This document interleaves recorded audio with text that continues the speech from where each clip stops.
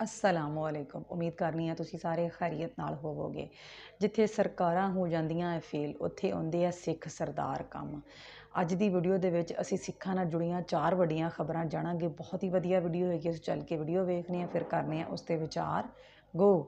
वाहेगुरु जी का खालसा, वाहेगुरु जी की फतेह। दोस्तों, आज के वीडियो के अंदर सिखों के साथ जुड़ी हुई 4 बड़ी खबरें मैं आपको बताने वाला हूं। एक खबर भाजपा के साथ जुड़ी है, दूसरी कांग्रेस के साथ है, वहां पर भी सिखों का जिक्र है। तीसरी गंगानगर के सिखों के साथ जुड़ी है और चौथी जूडो के खिलाड़ियों के साथ जुड़ी हुई है। जूडो के खिलाड़ी थक कर परेशान होकर कहीं पर भी उनको किसी भी धार्मिक स्थान के अंदर जगह नहीं मिली तो वो गुरुद्वारे पहुंच गए।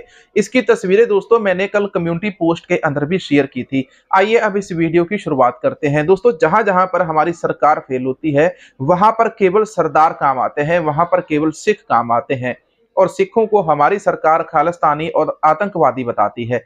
और दूसरी तरफ जो राष्ट्रीय जांच एजेंसी है उसके अंदर एक संतोष वर्मा मंतोष नाम का बंदा है, भाजपा का कार्यकारी है, भाजपा का शायद कोई मिनिस्टर है, और उस बंदे ने आतंकवाद को बढ़ावा दिया, आतंकवादियों की भर्ती कर रहा था और उसके ऊपर एनआईए की दोस्तों रेड लगी। गंगानगर के राजस्थान के अंदर क्या हुआ जहां पर सरकार फेल हो गई और वहां पर सरदारों ने नाम है वो चमकाया है। भाजपा किसी को भी आतंकवादी खालिस्तानी कह सकती है, लेकिन इस बात के ऊपर आप आतंकवादी और खालिस्तानी कहकर बताना। राजस्थान के गंगानगर की बात करते हैं जहां पर जूडो बच्चों को गुरुद्वारे के अंदर लंगर छकाया गया। जब ये जूडो खिलाड़ी, जूडो खेलने वाले बच्चे राजस्थान के एक बड़ी प्रतियोगिता के अंदर पहुंचे थे और वहां पर ये सड़क के ऊपर निराश होकर भटक रहे थे। रात के समय सड़क के ऊपर बच्चे बच्चियां सभी थे उसके अंदर, और वो जो बच्चे हैं उनको ना तो खाना पीना मिल रहा था और ना ही उनको रात रुकने के लिए जगह मिल रही थी, और उनको सरकार ने बुलाया था वहां पर। और आखिरी समय के ऊपर जो सरकारी बाबू था उसने अपना पल्ला झाड़ दिया, उसने अपने हाथ झाड़ दिए और वहां पर फिर सरदार काम आए। सरदार ने सरकार के नाक काटी है सरकार की। इस बार ये सरकार को हमेशा याद रखेगा। सुनिए, एक बार फिर बाबा दीप सिंह गुरुद्वारा सामाजिक सरोकारों के अंदर आक्रमी रहा। यह गंगानगर का दुर्भाग्य है कि इस शहर के अंदर आमंत्रित किए गए मेहमान बच्चे जूडो खिलाड़ी भोजन के लिए परेशानी झेले। यह विडंबना हमारे गंगानगर की है। कल से शहर के अंदर राज्य स्तरीय खेलों का आयोजन किया गया। 70 के करीब लड़के और लड़कियां सिरोही से गंगानगर पहुंचे। जिस जगह उन्हें ठहराया गया था उस जगह के आयोजकों ने जवाब दे दिया कि आज की रात आपको कहीं और गुजारनी पड़ेगी, आपका जो सफर है वो हम यहाँ पर कल से शुरू करवाएंगे। जिस जगह उन्हें ठहराया गया था उसके आयोजकों ने जवाब दे दिया कि सरकार के द्वारा जो खाने का प्रबंध है वो कल से होगा। अब बीती रात सिरोही से गंगानगर ये बच्चे पहुंचे थे और अब बीती रात को सफर कर कर भूखे प्यासे जो बच्चे आए थे, रात के समय वहां पर पहुंचे थे, तो उनको जाएं तो वो जाएं कहां? उनको किसी भी धार्मिक स्थल के ऊपर कहीं पर भी जगह नहीं मिली थी। 2-3 धर्म स्थानों के ऊपर गए, जवाब वहां पर भी कोरा ही मिला। तभी रिद्धि सिद्धि निवासी कुलजीत कौर जी को इन बच्चों के बारे में पता चला तो उन्होंने तुरंत गुरुद्वारा बाबा दीप सिंह जी शहीद के मुख्य सेवादार तेजिंदरपाल सिंह टिम्मा से संपर्क किया और बच्चों के बारे में बताया। तुरंत सभी बच्चों को गुरुद्वारा साहिब बुलाया गया। प्रधान हरमीत सिंह बबलू की अगुवाई के अंदर मनमोहन सिंह मन्नी, हरनाम सिंह, संतोख सिंह, हरनाम सिंह, बलबीर सिंह ने लंगर की तैयारी शुरू कर दी और आधे घंटे के अंतराल के अंदर लंगर तैयार कर दिया। भूख से व्याकुल बच्चे लंगर ग्रहण कर कर भावविह्वल हो उठे, यानी कि उनका दिल गदगद हो उठा और उनके मन के अंदर इतना प्रेम उमड़ आया और बोले, सर सुना था जिस शहर गली और मोहल्ले के अंदर सरदार रहते हैं वहां पर कभी भी कोई निराशित नहीं रह सकता, वहां से कोई निराशित वापस नहीं आ सकता, और जहां गुरुद्वारा हो तो वहां पर सोने के ऊपर सुहागे की बात है। और आज यह बात हमने प्रत्यक्ष देख भी ली। सेवादारों ने बच्चों से मोबाइल नंबर लेकर जो खेल आयोजक थे जिन्होंने खेल का आयोजन करवाना था उनके साथ बातचीत की और वहां पर उन्होंने आग्रह किया कि इस शहर के अंदर एक भी बच्चा परेशान नहीं होना चाहिए।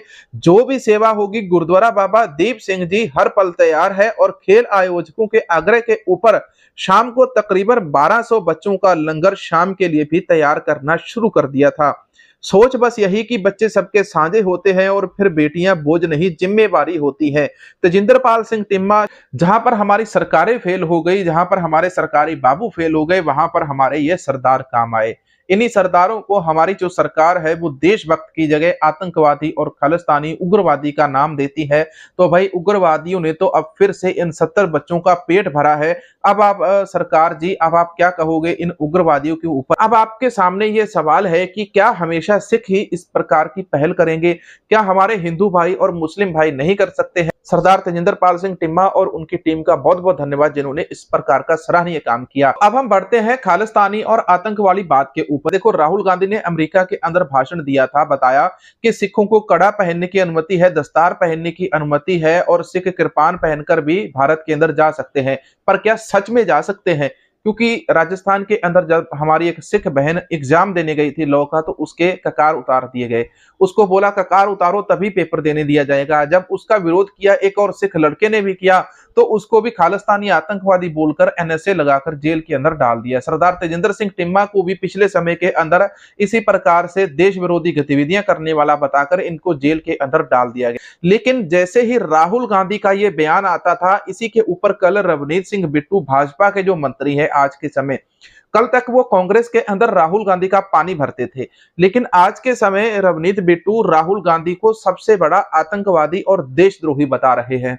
मेरे शब्द नहीं है, ये डायरेक्टली रवनीत बिट्टू ने कल एक इंटरव्यू के अंदर प्रेस के साथ बातचीत करते हुए उन्होंने ये शब्द बोले। सुन लो। राहुल गांधी खुद देश के नंबर 1 टेररिस्ट, अगर किसी को मेरी ख्याल से किस पे इनाम होना चाहिए पकड़ने के लिए, या देश का सबसे बड़ा दुश्मन जो जिसको लानना चाहिए एजेंसीज को, वो आज राहुल गांधी। दोस्तों, रवनीत बिट्टू ने राहुल गांधी को सबसे बड़ा आतंकवादी और देशद्रोही बता दिया। देखो, बिट्टू इससे पहले देखो भाजपा के अंदर जाने से पहले कांग्रेस पार्टी के अंदर थे और वहां पर ये राहुल गांधी के गुणगान गाते थे, लेकिन अब ये राहुल गांधी को देशद्रोही और आतंकवादी बताते हैं। भाई, किस प्रकार से इन बंदे का जो जन्म है वो कांग्रेस के अंदर हुआ, रवनीत बिट्टू का जन्म कांग्रेस के अंदर हुआ, बड़ा वहां पर कांग्रेस के अंदर हुआ और उग्रवादी बोल रहा है। सिखों को खालसा सरकार बनानी चाहिए, खालसा स्कूल एजुकेशन बोर्ड बनाना चाहिए, Khalsa university, Khalsa college, Khalsa school, Khalsa गुरुमत विद्यालय, खालसा सरकार बनाइए, खालसा ट्रांसपोर्ट बनाइए, अपने बच्चों को पढ़ा लिखाकर बड़े बड़े पदों के ऊपर पहुंचाइए और वो आपकी सेवा करेंगे, आपकी कौम की सेवा करेंगे।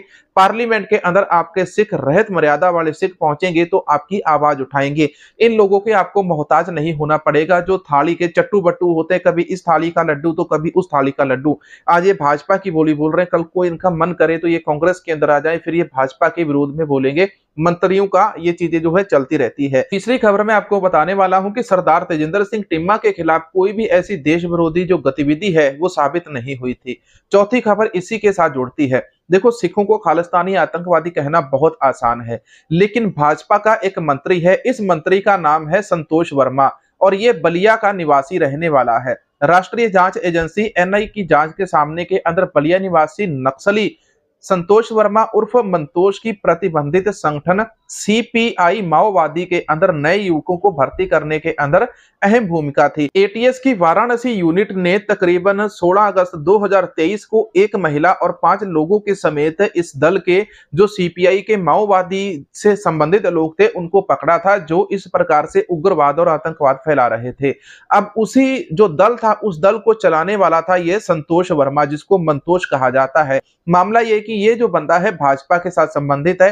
दोस्तों, जो भाजपा है वो दूसरों को बड़ी आसानी से आतंकवादी और खालिस्तानी कह देती है और दूसरों के ऊपर सारे के सारे जो लॉ है उसको थोप देती है। सीबीआई, ईडी, इन सभी का जो प्रयोग है भाजपा समय समय के ऊपर दूसरे लोगों के ऊपर करती रही है, लेकिन भाजपा का अपना मंत्री जो संतोष वर्मा है वो नक्सलवादी और आतंकवादियों को शामिल करते हुए पकड़ा गया है। दोस्तों, ये जो मंत्री है ये भी भाजपा का है, जो रवनीत बिट्टू मंत्री है वो भी भाजपा का है और जो तीसरी कंगना रनावत इन्होंने खुली छोड़ रखी है। तो भाजपा के अंदर लोगों को प्रमोशन तभी मिलती है जब वो दूसरे समुदाय, दूसरे लोगों के प्रति नफरत फैलाते हैं और दूसरों के प्रति वो इस प्रकार की हिंसक बातें बोलते हैं। लेकिन जब आप गुरुद्वारे के अंदर लंगर चला देते हो तो आपके ऊपर देशद्रोह का मुकदमा दर्ज हो जाता है। अमृतपाल सिंह ने कोई विद्रोह नहीं किया, उसके ऊपर आज तक कोई चीज साबित नहीं हुई, लेकिन इस संतोष वर्मा के ऊपर ये बातें साबित हो चुकी हैं। तो वहां पर अमृतपाल को जेल के अंदर बंद किया जाता है और यहाँ पर संतोष वर्मा खुलेआम घूमता है क्योंकि भाजपा का राज है। रवनीत बिट्टू है, उसने राहुल गांधी को गलत बोल दिया और उसको आतंकवादी और देशद्रोही बोल दिया। और राहुल गांधी को या विपक्ष के नेता को आप इस प्रकार से देश के सामने प्रेस इंटरव्यू करके उसको आतंकवादी, उग्रवादी बोल दे तो ये बड़ी अपमानजनक बात है हमारे संविधान की, फ्रीडम ऑफ स्पीच की, कि आप किसी को भी खड़े होकर कहीं पर भी आतंकवादी, खालिस्तानी, उग्रवादी बोल देते हैं। और सामने वाला आपको कुछ कहता नहीं, इसका मतलब ये तो नहीं कि सामने वाला दोषी हो गया। दोस्तों, जब कांग्रेस की सरकार थी हमारे भारत के अंदर 2014 से पहले, जिस तरह से आज ईडी और सीबीआई को भाजपा उपयोग करती है, इसी प्रकार से कांग्रेस भी उस समय उपयोग करती थी। लेकिन कभी भी किसी को खालिस्तानी, आतंकवादी, देशद्रोही कहकर ना तो उनको जेल के अंदर बिना बात के भरा जाता था। पंजाब सरकार ने अमृतपाल और उनके साथियों के ऊपर एनएसए लगाया हो, जिसका कोई सबूत अभी तक ये प्रूफ वहां पर साबित नहीं कर पाए हैं। अब 18 सितंबर आ चुकी है और 18 सितंबर को जो पेशी होगी, अब इसके ऊपर देखा जाएगा कि कौन सी बड़ी अपडेट आती है। आज के वीडियो के अंदर मैं आपसे यही अपील करना चाहता था कि जहां पर सरकारें फेल हो जाती हैं वहां पर सरदार काम आते हैं, और जब सरदार काम आते हैं तो सरकार को सरदारों से नफरत हो जाती है। फिर सरदार सरकारों को ही पकड़कर सरकारी जेल के अंदर बंद कर देती है, सरकारी अदालत के अंदर यह केस चलता है और फिर से सरकारी फाइलों के ऊपर धूल जम जाती है।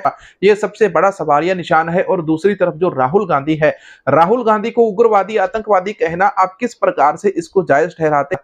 साथ के साथ सिख भाइयों को एक अपील है कि आप लोग अपने बच्चों को पढ़ाइए, आईएएस पीसीएस बढ़ाइए और अपने ही गुरसिख बंधु को एमपी और एमएलए के इलेक्शन लड़वाइए, तभी आप लोगों की जो आवाज है वो बुलंद हो पाएगी। आज के वीडियो के अंदर आपको जानकारी कैसी मिली कमेंट करके जरूर बताना। मिलेंगे नए वीडियो के अंदर। वाहेगुरु जी का खालसा, वाहेगुरु जी की फतेह। ਸਰਕਾਰ ਫੇਲ ਹੋ ਜਾਂਦੀ ਹੈ, ਉੱਥੇ ਸਰਦਾਰ ਕੰਮ ਆਉਂਦੇ ਹੈਗੇ ਆ। ਉਹ ਸਰਦਾਰ ਜਿਨ੍ਹਾਂ ਨੂੰ ਆਤੰਕਵਾਦੀ ਕਿਹਾ ਜਾਂਦਾ ਹੈ, ਵੱਖਵਾਦੀ ਕਿਹਾ ਜਾਂਦਾ ਹੈਗਾ ਹੈ, ਪਰ ਉਹ ਜਦੋਂ ਕੋਈ ਮੁਸ਼ਕਲ 'ਚ ਹੁੰਦਾ ਹੈ ਉਦੋਂ ਇਹ ਨਹੀਂ ਸੋਚਦੇ ਕਿ ਇਹ ਸਾਨੂੰ ਆਤੰਕਵਾਦੀ ਕਹਿ ਰਹੇ, ਵੱਖਵਾਦੀ ਕਹਿ ਰਹੇ ਹੈ, ਅਸੀਂ ਅੱਗੇ ਵੱਧ ਕੇ ਹੁਣ ਕੰਮ ਨਹੀਂ ਕਰਨਾ, ਬਲਕਿ ਉਹ ਹਰ ਚੀਜ਼ ਨੂੰ ਪਿੱਛੇ ਰੱਖ ਕੇ ਇਨਸਾਨੀਅਤ ਨੂੰ ਅਹਿਮੀਅਤ ਦਿੰਦੇ ਆ, ਇਨਸਾਨੀਅਤ ਦੀ ਕਦਰ ਕਰਦੀ ਹੈਗੀ ਹੈ। ਸਰਕਾਰ ਦੇ ਚਾਹੇ ਮਾਮਲਾਤ ਹੋਣ ਜਾਂ ਆਮ ਜ਼ਿੰਦਗੀ ਦੇ ਮਾਮਲਾਤ ਹੋਣ, ਉਹ ਹਮੇਸ਼ਾ ਇਨਸਾਨਾਂ ਨੂੰ ਕਦਰੋ ਕੀਮਤ ਦੀ ਨਜ਼ਰ ਦੇ ਨਾਲ ਦੇਖਦੀ ਹੈ। ਜਿਸ ਤਰ੍ਹਾਂ ਕਿ ਇਸ ਵੀਡੀਓ ਦੇ ਵਿੱਚ ਵੀ ਵੇਖਿਆ, ਜਿਹੜੀਆਂ ਸਰਦਾਰਾਂ ਦੇ ਨਾਲ ਜੁੜੀਆਂ ਖਬਰਾਂ ਸੀਗੀਆਂ ਕਿ ਜਿੱਥੇ ਸਰਦਾਰਾਂ ਨੂੰ ਆਤੰਕਵਾਦੀ, ਵੱਖਵਾਦੀ ਕਿਹਾ ਜਾਂਦਾ ਹੈਗਾ ਵੈ, ਉਹਨਾਂ ਨੂੰ ਉਹਨਾਂ 'ਤੇ ਇਸ ਤਰ੍ਹਾਂ ਦੇ ਲੇਬਲ ਲਾਏ ਜਾਂਦੇ ਹੈਗੇ ਆ। ਉੱਥੇ ਸਰਦਾਰ ਹੀ ਕੰਮ ਆਉਂਦੇ ਹੈਗੇ ਆ ਕਿ ਜੂਡੋ ਦੇ ਜਿਹੜੇ ਬੱਚੇ ਸੀਗੇ, ਜਿਹੜੇ ਕਿ ਆਏ ਸੀਗੇ 1200 ਬੱਚੇ, ਬਹੁਤ ਵੱਡੀ ਤਾਦਾਦ ਦੇ ਵਿੱਚ ਬੱਚੇ ਸੀਗੇ ਜਿਹੜੇ ਕਿ ਪਰੇਸ਼ਾਨ ਹਾਲ ਸੀ। ਉਹਨਾਂ ਕੋਲ ਰਹਿਣੇ ਵਾਸਤੇ ਜਗ੍ਹਾ ਨਹੀਂ ਸੀ, ਖਾਣੇ ਵਾਸਤੇ ਜਗ੍ਹਾ ਨਹੀਂ ਸੀ, ਕਿਸ ਪਰੇਸ਼ਾਨੀ 'ਚ ਗੁਜ਼ਰ ਰਹੇ ਸੀ, ਆਪਣਾ ਦੇਸ਼ ਵੀ ਨਹੀਂ ਸੀਗਾ। ਸੋਚੋ ਉਹਨਾਂ ਦਾ ਕੀ ਆਲਮ ਸੀਗਾ। ਲੇਕਿਨ ਉੱਥੇ ਸਿੱਖ ਸਰਦਾਰ ਕੰਮ ਆਏ, ਫੌਰੀ ਤੌਰ 'ਤੇ ਅੱਧੇ ਘੰਟੇ ਦੇ ਵਿੱਚ ਉਹਨਾਂ ਲਈ ਭੋਜਨ ਦਾ ਇੰਤਜ਼ਾਮ ਕੀਤਾ ਗਿਆ, ਉਹਨਾਂ ਨੂੰ ਲੰਗਰ ਕਰਵਾਇਆ ਗਿਆ, ਉਹਨਾਂ ਨੂੰ ਰਿਹਾਇਸ਼ ਦਿੱਤੀ ਗਈ ਔਰ ਬੜੀ ਮੁਸਬਤ ਸੋਚ ਜਿਹੜੀ ਹੈ ਡਿਲੀਵਰ ਕੀਤੀ ਗਈ। ਔਰ ਉਹਨਾਂ ਦੇ ਬੱਚਿਆਂ ਦੇ ਤਾਸੁਰਾਤ ਵੀ ਫਿਰ ਬਹੁਤ ਵਧੀਆ ਸੀਗੇ ਕਿ ਅਸੀਂ ਸੁਣਿਆ ਸੀਗਾ ਕਿ ਸਿੱਖ ਸਰਦਾਰ ਮੁਸ਼ਕਲ 'ਚ ਕੰਮ ਆਉਂਦੇ ਆ। ਅੱਜ ਦੇਖ ਵੀ ਲਿਆ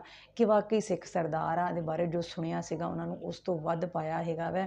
ਔਰ ਦੂਸਰੇ ਪਾਸੇ ਤੁਸੀਂ ਦੇਖੋ ਕਿ ਜਿਹੜੇ ਰਵਨੀਤ ਬਿੱਟੂ ਵਰਗੇ ਜਿਹੜੇ ਕਿ ਸਿੱਖ ਸਰਦਾਰ ਨਾਲ ਕੌਮ ਨਾਲ ਤਾਲੁਕ ਰੱਖਦੇ ਹੈਗੇ ਆ, ਉਹ ਕਿਸ ਤਰ੍ਹਾਂ ਸਿੱਖ ਸਰਦਾਰਾਂ ਦਾ ਨਾਮ ਜਿਹੜਾ ਬਦਨਾਮ ਕਰਦੇ ਹੈਗੇ ਆ। ਜਿਸ ਪਾਰਟੀ 'ਚ ਜਾਂਦੇ ਉਹਦੀ ਜ਼ੁਬਾਨ ਬੋਲਣਾ ਸ਼ੁਰੂ ਕਰ ਦਿੰਦੇ ਹੈਗੇ ਆ ਅਤੇ ਦੂਸਰੇ ਦੇ ਖਿਲਾਫ ਜ਼ਹਿਰ ਉਗਲਣਾ ਸ਼ੁਰੂ ਕਰ ਦਿੰਦੇ ਹੈਗੇ। ਜਦੋਂ ਕਾਂਗਰਸ 'ਚ ਸੀਗਾ ਰਵਨੀਤ ਬਿੱਟੂ ਅਤੇ ਰਾਹੁਲ ਗਾਂਧੀ ਦਾ ਪਾਣੀ ਭਰਦਾ ਸੀਗਾ, ਅਤੇ ਹੁਣ ਬੀਜੇਪੀ 'ਚ ਆ ਕੇ ਰਾਹੁਲ ਗਾਂਧੀ ਨੂੰ ਉਗਰਵਾਦੀ ਅਤੇ ਵੱਖਵਾਦੀ ਕਹਿੰਦਾ ਹੈਗਾ ਅਤੇ ਸਭ ਤੋਂ ਵੱਡਾ ਦੇਸ਼ ਦਰੋਹੀ ਕਹਿੰਦਾ ਹੈਗਾ ਵੈ। ਜਦਕਿ ਉਹ ਹੁਣ ਮੌਜੂਦਾ ਜਿਹੜਾ ਵੈ ਨੇਤਾ ਹੈਗਾ ਵੈ, ਆਵਾਮ ਦਾ ਚੁਣਿਆ ਹੋਇਆ ਨੇਤਾ ਹੈਗਾ ਵਾ। ਫਿਰ ਕਾਂਗਰਸ ਦਾ ਉਹ ਸੀਨੀਅਰ ਲੀਡਰ ਹੈਗਾ ਵਾ, ਉਸ ਦੇ ਬਾਰੇ ਇਹ ਭਾਸ਼ਾ ਜਿਹੜੀ ਹੈ ਰਵਨੀਤ ਬਿੱਟੂ ਨੂੰ ਜ਼ੇਬ ਨਹੀਂ ਦਿੰਦੀ ਹੈਗੀ। ਲੇਕਿਨ ਬੀਜੇਪੀ ਦੇ ਵਿੱਚ ਉਹੀ ਬੰਦਾ ਕਾਮਯਾਬ ਹੁੰਦਾ ਜਿਹੜੇ ਦੂਸਰਿਆਂ ਦੀ ਬੇਇੱਜ਼ਤੀ ਕਰਦਾ ਹੈਗਾ, ਦੂਸਰਿਆਂ ਦੀ ਇੱਜ਼ਤ ਦਾ ਖਿਆਲ ਨਹੀਂ ਰੱਖਦਾ ਹੈਗਾ। ਤੁਸੀਂ ਕੰਗਣਾ ਰਣਾਵਤ ਨੂੰ ਹੀ ਲੈ ਲਓ, ਜਿਹੜੀ ਕਿ ਹਮੇਸ਼ਾ ਪੰਜਾਬੀਆਂ ਦੇ ਖਿਲਾਫ ਜ਼ਹਿਰ ਉਗਲਦੀ ਹੈ, ਪੰਜਾਬੀਆਂ ਦੇ ਖਿਲਾਫ